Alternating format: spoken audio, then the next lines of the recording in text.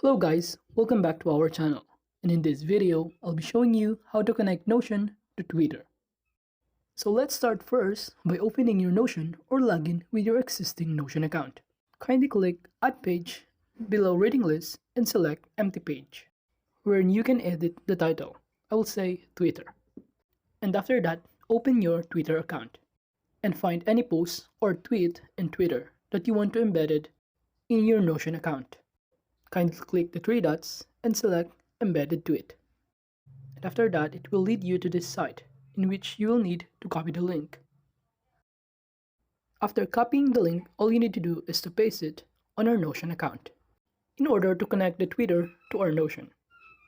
And after pasting the link of Twitter, all we need to do is to click the Embed Tweet.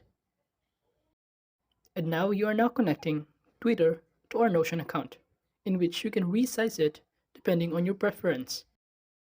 So that's it. If you wanted to know how to connect Notion to Twitter, that is the easiest way I know. I hope you find this video helpful, and if you do, kindly give us a like and subscribe to our channel.